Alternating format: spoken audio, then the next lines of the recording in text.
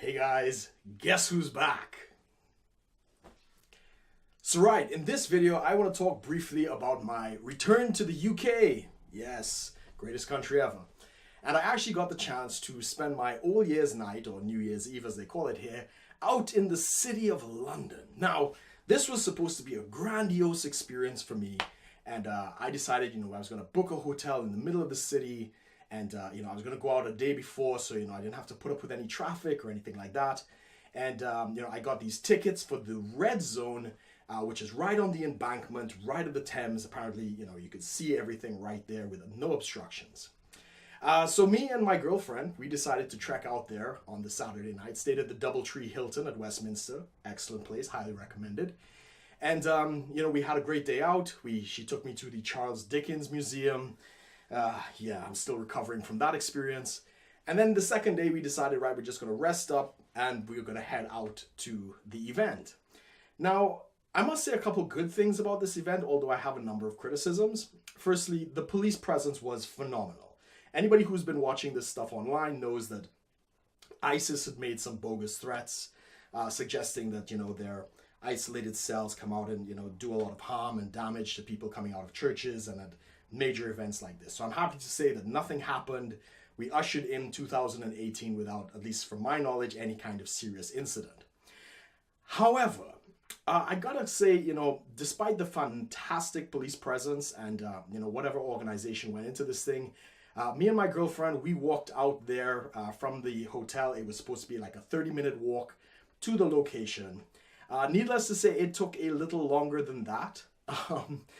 In short, we ended up walking for close to an hour and a half before we even found the entrance to what we were going to, which was the red area. The first barricade we met, I think, was like blue and white, and there were these other locations and stuff like that. And it took us literally an hour and a half to find, it took us about an hour to find the directions to get to our section, and an hour and a half to reach the first entrance. Now, mind you, we left the location at 9 p.m. in the evening, and the gates closed at 10:30. So it was very unlikely we were actually going to be able to make it in for this event. And when we did finally reach to one of the entrances, the line for this thing was more than a mile long. I've never seen so many people queuing in. In fact, it was so full that the security started directing people to the second entrance.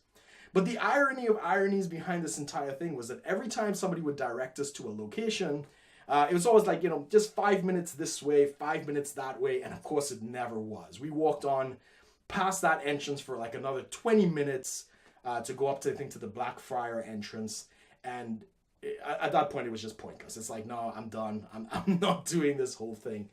And while I might like to say that that was a unique experience, we did hear later on that a lot of people complained that just the organization and the directions to try and get to our designated areas was very, very problematic. We would hear people coming to ask about the same sections we were looking for, and, the security, not knocking them for the job that they did, but they were sending people all over the place, and, we eventually gave up. I was wearing some new walking shoes, and I didn't expect to be on my, walking for that long. I think it was almost 2 hours. When I said, no, let's forget it and just head back to the hotel. On the way back, my feet were absolutely killing me. And it was quite a chore. We had like a good 45-minute walk back to the hotel. And, on the way back, we stopped at, one of these entrances just outside Trafalgar Square. We parked up for a few minutes while I let my feet kind of cool off and relax. And we were joined by this great American couple out of Florida. They came and they kind of, crashed up right next to us. And we told them the horror story of how we basically been walking for 2.5 hours at this point, trying to, get in, not getting the opportunity to get to the entrance, just giving up, walking back, and we just stopped here, because it was like a couple minutes to midnight. And they empathized with us tremendously, and they actually gave us a complimentary bottle of champagne. They came with 2 bottles, and they gave us one. We didn't have glasses or anything like that, so it didn't make sense for us to open it. But nonetheless, that was a very kind gesture from these great people. They came out from Florida. I love my American people from Florida. But on top of that, quick update, I am back in the UK.